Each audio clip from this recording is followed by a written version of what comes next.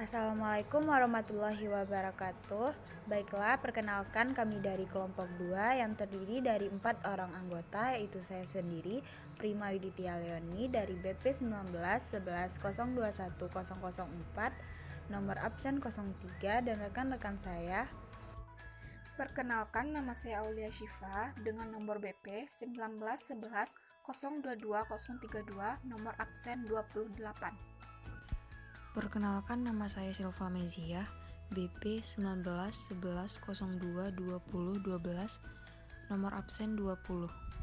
Perkenalkan, nama saya Daini Tifar Widya Pangesti, BP 19 11 02 10 22, absen 11. Nah, baiklah, pada kesempatan kali ini kami akan membahas mengenai konsep biaya per unit, kalkulasi biaya produk berdasarkan tradisional, keterbatasan sistem akuntansi biaya tradisional, kalkulasi biaya produk berdasarkan aktivitas atau activity based costing, dan pengklasifikasian aktivitas.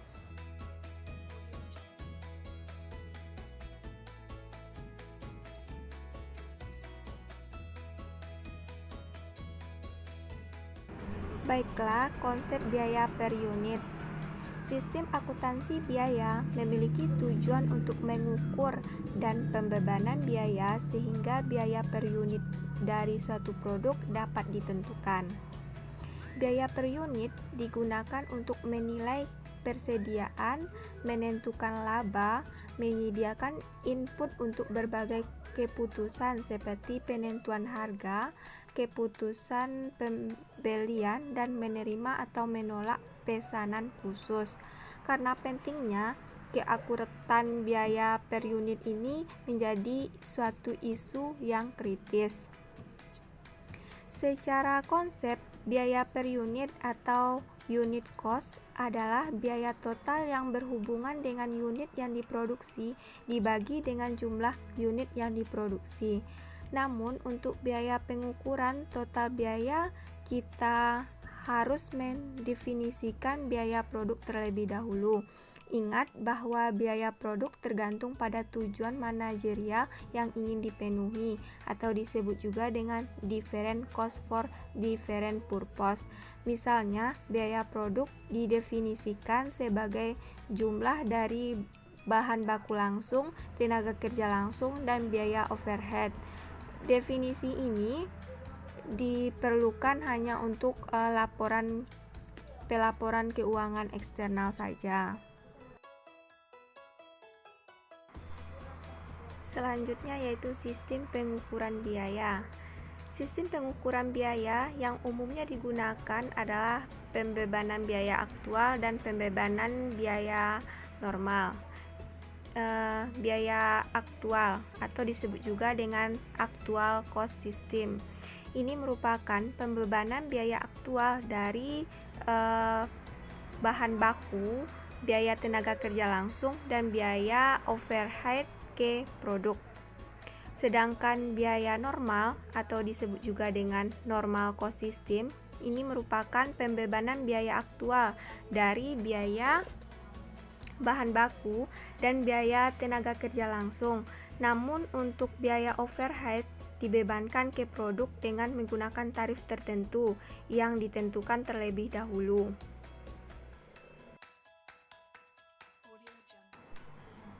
Baiklah, selanjutnya yaitu kalkulasi biaya produk tradisional.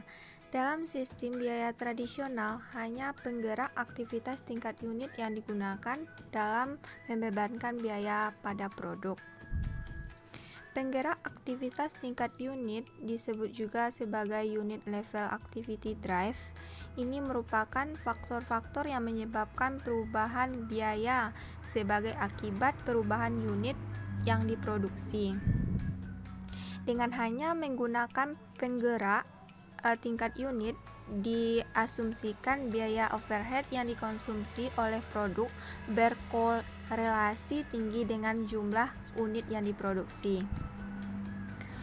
Penggerak aktivitas berdasarkan unit pembebanan biaya overhead ke produk melalui tarif pabrik secara menyeluruh maupun departemental.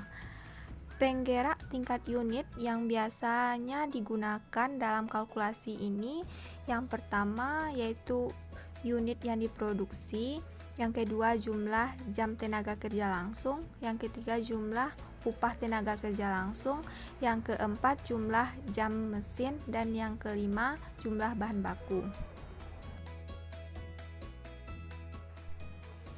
Baiklah, selanjutnya kita akan membahas mengenai keterbatasan sistem akuntansi tradisional. Seringkali organisasi mengalami hal-hal tertentu yang mengindikasikan bahwa sistem akuntansi biaya sudah ketinggalan zaman. Contohnya, hasil dari penawaran bisnis sulit dijelaskan.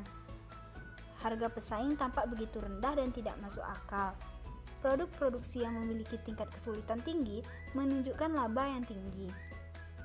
Manajer operasional yang ingin menghentikan produksi dari produk-produknya yang tampak menguntungkan. Margin laba sulit untuk dijelaskan. Perusahaan yang memiliki ceruk pasar yang nampaknya hanya memberi laba tinggi pada perusahaannya sendiri.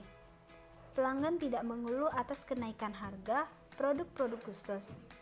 Departemen akuntansi menghabiskan banyak waktu untuk memberikan data biaya bagi produk khusus.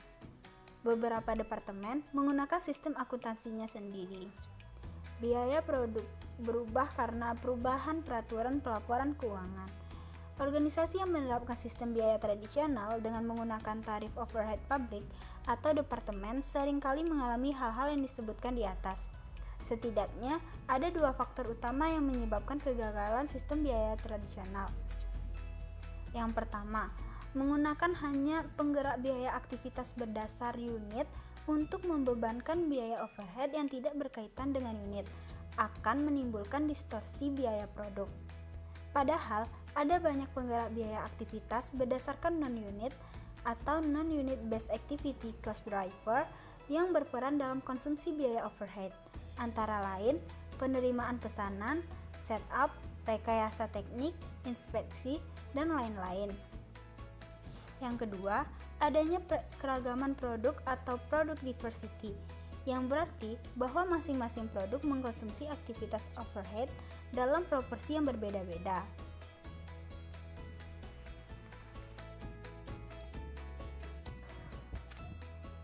Selanjutnya kita masuk kepada activity based costing.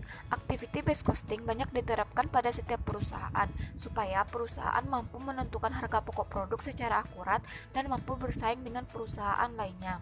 Yang pertama kita masuk kepada pengertian activity based costing. Activity based costing ini adalah suatu sistem perhitungan akuntansi yang dapat menetapkan dan mengidentifikasi biaya pada aktivitas overhead sehingga dapat menetapkan biaya tersebut kepada produk. Pada sistem activity based costing memiliki suatu hubungan, diantaranya aktivitas overhead, biaya, dan produksi. Activity based costing juga melekat pada produk yang berdasarkan aktivitas mendistribusikan dan memproduksi, sebab perusahaan akan menghitung biaya sumber daya yang digunakan pada aktivitas kegiatan tersebut, sehingga perusahaan dapat menetapkan biaya-biaya yang hanya tertuju kepada produk yang sebenarnya dalam melakukan kegiatan produksi.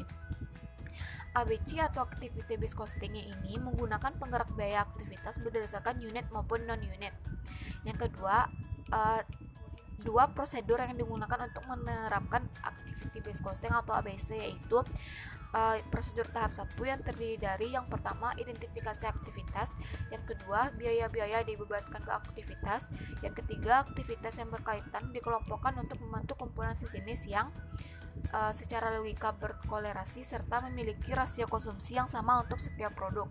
Yang keempat, biaya aktivitas yang dikelompokkan dijumlah untuk mendefinisikan kelompok biaya sejenis. Dan yang kelima, tarif overhead kelompok dihitung. Selanjutnya prosedur tahap 2 yaitu biaya dari setiap kelompok overhead ditelusur ke produk aktivitas yang berkaitan dikelompokkan untuk membentuk kumpulan sejenis yang secara logika berkolerasi dan memiliki rasio konsumsi yang sama untuk setiap produk. Selanjutnya yang ketiga, pentingnya penerapan activity based costing yaitu yang A-nya biaya overhead pada perusahaan manufaktur dapat meningkat secara cepat atau signifikan. Yang B-nya biaya overhead pada perusahaan manufaktur tidak harus menetapkan menerapkan jam mesin atau jam kerja yang berlangsung. Yang C, macam produk dapat diproduksikan dalam jumlah yang besar. Dan yang terakhir, yang D, beberapa macam permintaan pelanggan dan jenis produk yang meningkat pada produksi. Selanjutnya yang keempat, keuntungan serta kelemahan dari activity based costing. Yang pertama, kita masuk ke keuntungan terlebih dahulu.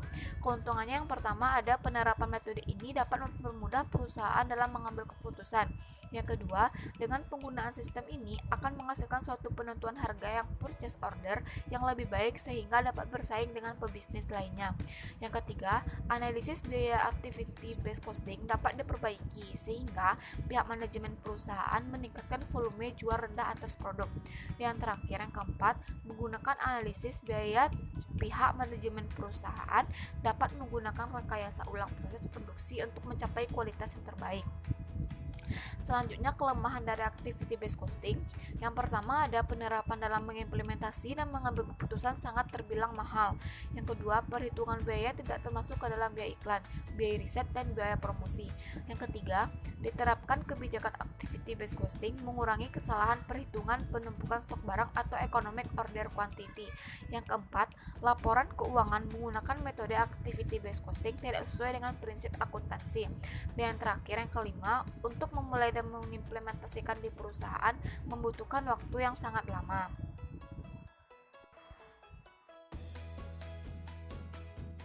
Selanjutnya itu pengklasifikasian aktivitas.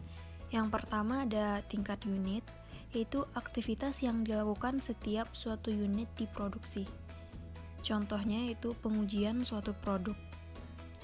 Yang kedua ada tingkat batch, yaitu aktivitas yang dilakukan setiap suatu batch barang diproduksi. Contohnya, persiapan, pemeriksaan, jadwal produksi, dan penanganan bahan. Yang ketiga, tingkat produk, yaitu aktivitas yang dilakukan untuk mendukung berbagai produk yang diproduksi perusahaan.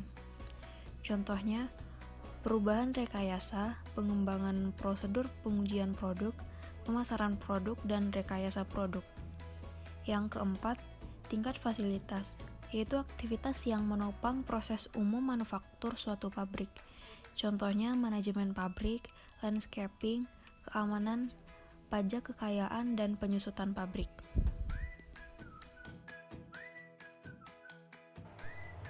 Baiklah, mungkin hanya itu yang dapat kami sampaikan. Lebih dan kurang kami mohon maaf. Semoga video yang kami buat bermanfaat bagi kita semua. Kami tutup dengan wassalamualaikum warahmatullahi wabarakatuh.